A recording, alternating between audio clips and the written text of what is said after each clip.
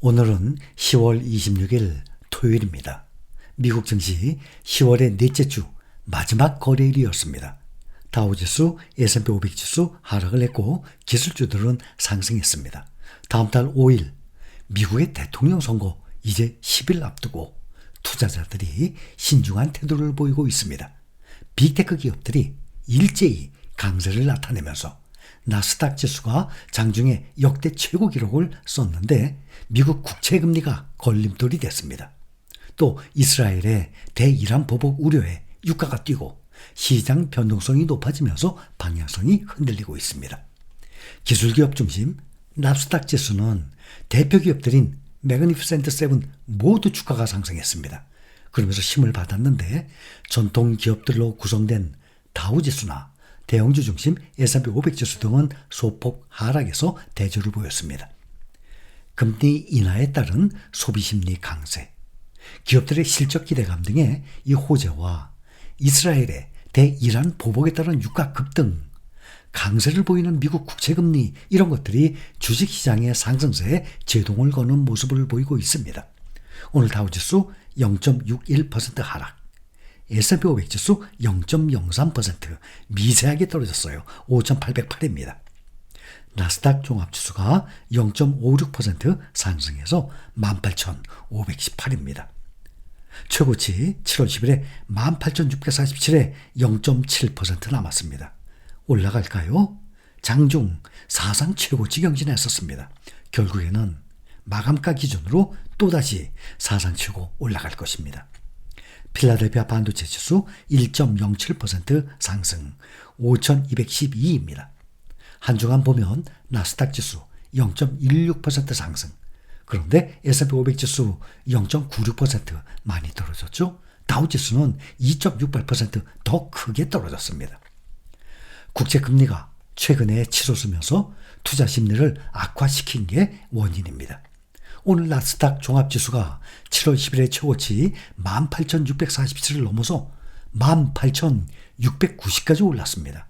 그러면서 장중 사상 최고치를 오랜만에 경신했습니다. 최고치 앞으로 0.7% 남았는데 당연히 넘어갑니다. 반면에 필라델피아 반도체 지수는 아직도 사상 최고치에 약 13.3%나 참 많이 남았네. 결국에는 다시 나스닥 지수처럼 사상 최고치 넘어설 것입니다. 나스닥 지수 강세는 이른바 매그니피센트 세븐으로 불리는 대형 기술주 모두가 상승한 것에 힘입은 바가 큽니다. 오랜만에 오늘 빅테크주들이 모두 상승한 날입니다. 엔비디아 0.8%, 마이크로소프트 0.81%, 애플 0.36%, 알파벳 1.57%, 아마존 0.78%, 메타 0.96%. 전 종목이 오르면서 나스닥 지수의 주간 상승 기록을 7주까지 이어나가고 있습니다. 올 들어서 지금 최장 기록입니다. 그중에 테슬라 전날 주가가 22%나 급등을 한 데 이어서 오늘도 가장 많이 올랐습니다. 3.34% 더 오르면서 주간 상승률 23% 가까이 높였습니다. 특히 인공지능 반도체 선두주자 엔비디아가 0.8% 상승 마감했고 시가총액도 3조 4,710억 달러로 늘어났습니다. 전체 시가총액 1위 애플이 3조 5,210억 달러, 지금 500억 달러의 격차입니다. 장중에는 엔비디아가 2% 이상 상승해서 애플을 제치고 잠시 동안 시가총액 1위 자리를 다시 탈환하게 됐습니다. 엔비디아가 시가총액 순위 1위에 오른 것 단 하루 한 번 있었죠. 6월에. 그 이후 지금 4개월 만입니다. 그러나 시가총액 1위 탈환 뒤 곧바로 다시 2위로 내려앉았는데 엔비디아 주가가 최신 AI 칩 블랙웰의 1년치 공급량이 완판된 것으로 알려지는 등의 수요가 급증하고 있고 주요 고객인 마이크로소프트, 구글, 메타 등의 빅테크의 실적 발표에 대한 기대감으로 최근 상승세를 보이고 있습니다. 이 상태로 나가게 되면 조만간 엔비디아가 세계 시가총액 1위 자리를 탈환할 것입니다. 최근 들어서 인공지능 전용칩 수요가 급증을 함에 따라서 투자 은행들의 목표가 상향이 잇따르고 있습니다. 최근에 뱅크 오브 아메리카는 엔비디아의 목표 주가를 190달러까지 올렸습니다. 이것은 지금 현재보다 약 35% 정도 더 오를 수 있다는 얘기입니다. 세계 최대 파운드리 업체 대만의 TSMC 주가 2.75%, 또 미국의 반도체 기업 브로드콤, AMD 다들 0.96% 각각 올랐습니다. 인텔 주가도 1.52% 상승하는 등의 반도체 관련 종목들이 대부분 오름세를 보였습니다. 요즘에 가파른 국채금리 상승에도 불구하고 기술주들이 실적에 따라서 주가 등락을 하고 있습니다. 특히 테슬라가 호실적을 보이면서 급등한 것처럼 매그니피센트 세븐 종목들 같은 흐름을 보일 것으로 예상됩니다. 다음 주 실적을 발표하는 알파벳, 메타, 아마존 등의 이 광고 수익 확대에 힘입어서 두 자릿수 이상의 성장세를 보일 것으로 전망을 하고 있습니다. 애플 역시 아이폰의 중국 판매 확대에 힘입어서 실적 향상이 전망되고 있습니다. 펀더멘탈이 견고하게 유지되는 한 강세장은 단기적으로 투자 심리가 흔들릴지라도 계속 상승세를 탈 것으로 예상하고 있습니다. 테슬라 주가가 3분기 실적 발표 후에 이틀째 상승해서 약 13개월 만에 종가 기준 최고치를 기록했습니다. 테슬라가 3.34% 추가로 올라서 269.19달러에 마감했습니다. 종가 기준으로 23년 9월 15일 그때 종가 274.39달러 이후 약 13개월 만에 최고치를 기록한 것입니다. 테슬라 주가가 어제도 21.9%나 급등한 바가 있습니다.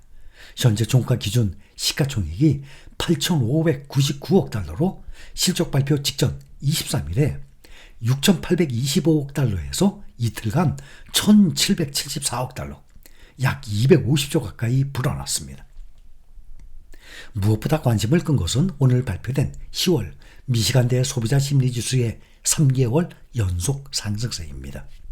당초 전문가들은 고금리 장기화와 임금 중과세 둔화, 또 가계 초과 저축 고갈 등의 영향으로 약세를 보일 거라는 비관적인 전망을 보여왔는데 막상 뚜껑을 연 결과 70.5로 6개월 만에 가장 높은 수준을 보였습니다.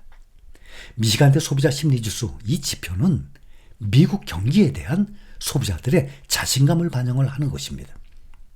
지난 23일 미 연준이 발표한 10월 경기 동향 보고서 베이지북에서도 미국 내 12개 지역 연방준비은행 담당 지역에서 경제활동 둔화세가 감지되지 않았다라는 결과가 나오는 등의 미국 경제가 충격 없이 순항할 거라는 기대감이 이어지게 됐습니다.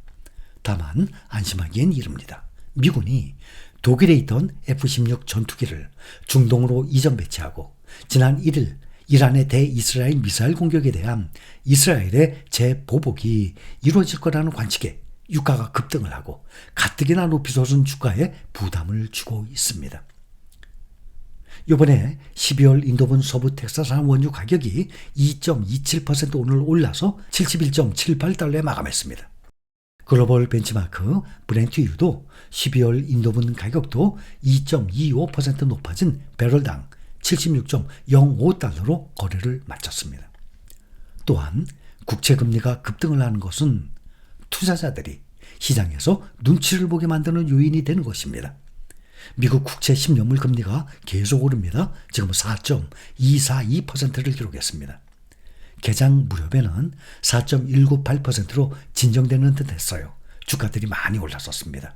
그랬던 금리가 다시 강세로 전환하면서 다시 이 지수들이 떨어지기 시작한 것입니다.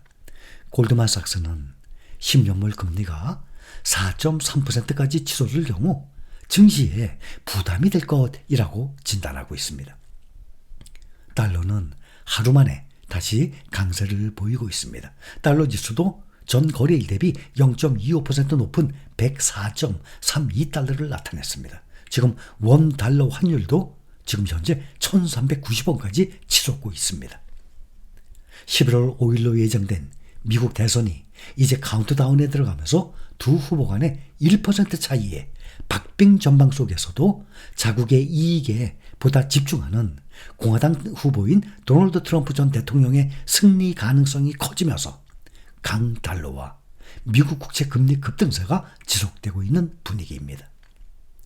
연준이 오는 11월에 기준금리를 0.25% 추가 인하할 확률 95.4%, 현 수준 5%에서 동결할 가능성은 4.6%로 보고 있습니다.